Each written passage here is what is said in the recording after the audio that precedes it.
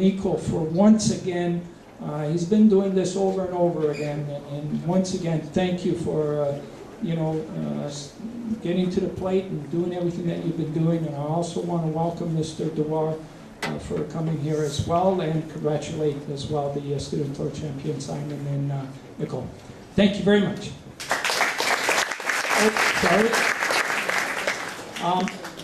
During our travels, we started this SOS4000 campaign in St. John's, Newfoundland, and when we arrived in Prince Edward Island, we were arriving to Charlottetown, and I got an email from a lady that, after I read the email, I was literally almost in tears. She started explaining to me the story of her mom, and as a result of contacting this lady and being in correspondence with her, some big things are happening in PEI, but also more important is there's a lady that shared her story that's so passionate, that moved me, that I stayed in contact with her, and I told her when we come to Ottawa, we're going to hook up, and we're going to do something, and here she is, Mrs. Tracy Arsenault.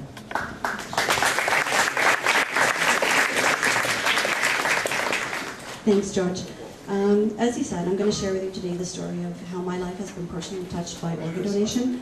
I was told I had 10 minutes to do this, so I'm going to try really hard to condense it into the 4 that I've been given. I make no promises. I'm an East Coaster. I love to talk, and when I've got a captive audience, there's no escaping. I think they lock the doors. You're in trouble. I'm also going to try not to cry, not because I'm scared to share my emotions and show my emotions, but because I've only got 4 minutes, and I can't waste any time. So, all kidding aside, my mother passed away very suddenly last April. Fortunately for me, less than 2 weeks before, she and I had concocted this master plan to fly myself, my husband, and my 2-year-old son back to PEI to surprise my father for his 70th birthday. We had a great family weekend. It was full of all the things my mother liked best.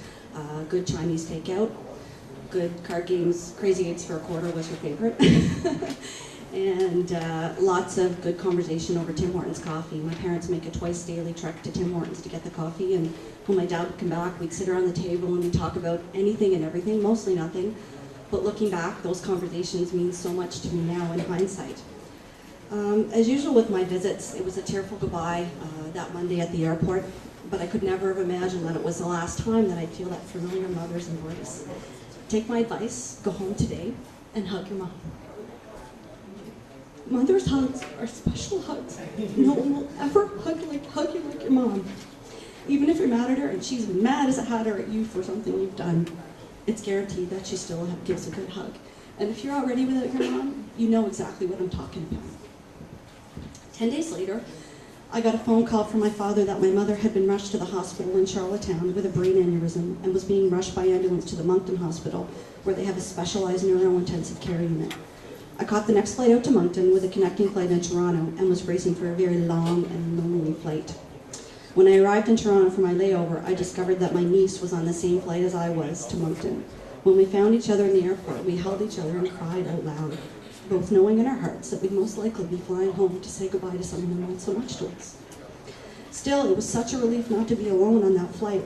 We held hands the whole way, just like we did when she was just a little girl, and I was taking care of her, except that now, she was all grown up, and she was taking more care of me than I was of her. When I arrived in Moncton, my father, my 4 older brothers, and I met with the doctor, who told us that the damage caused by the aneurysm was so extensive that it was inoperable and that there was no hope my mother could recover. Were she to survive, she'd need to be in a nursing home for the rest of her life. We all knew that beyond a doubt she'd never want to live like that, but we also knew beyond any doubt that she wanted to be an organ donor. How do we know? Because it's something she talked about very often, and time again, she made us all promise, practically within an inch of our very own lives, that we'd honor those wishes. So when we were asked by the doctor if we wanted to donate our organs, I spoke up, and I said, with a lot of feeling, a lot of emotion, that yes, she wanted to donate her organs. It was such a relief not to have to be the one to make that decision. And well, let's just say that if any of you believe in any way that spirits can come back to haunt us, I pretty much knew that my mom would come back to haunt me for the rest of my life if I didn't do everything I could to make that come true.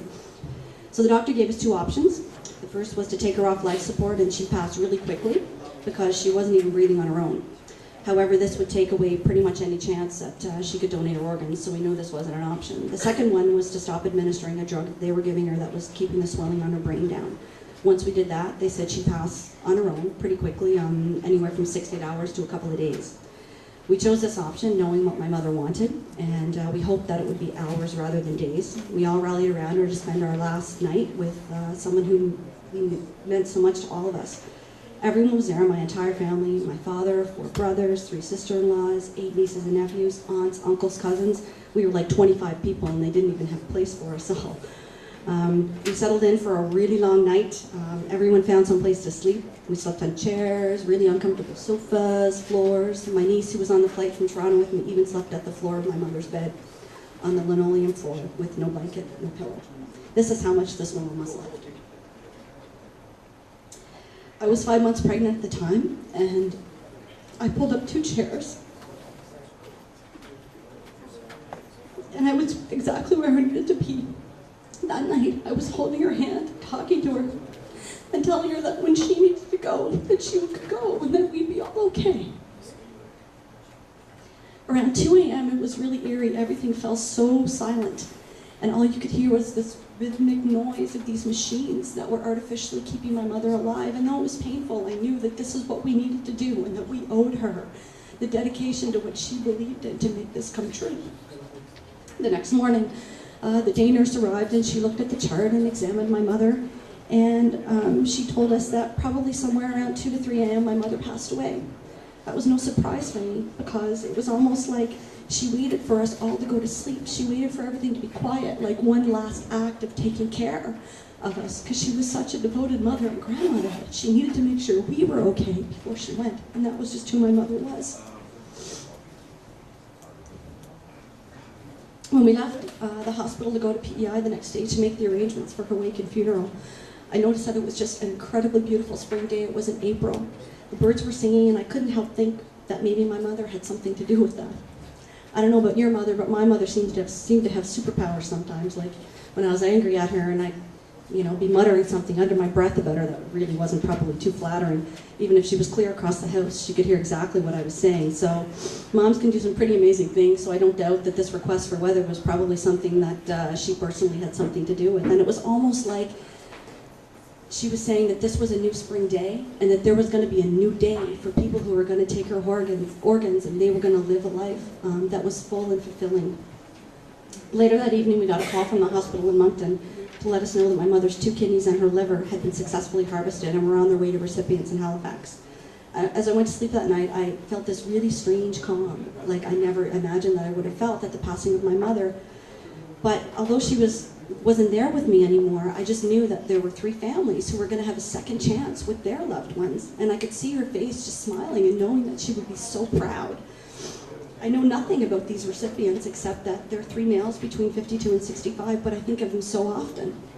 I especially thought of them and their families this Christmas holiday, and my mother was such a devoted grandparent that I thought, isn't it wonderful that maybe there's some little boy or little girl out there who gets to spend another Christmas with their grandfather because of my mother's gift. And what greater gift to give at Christmas time than the gift of life to someone else.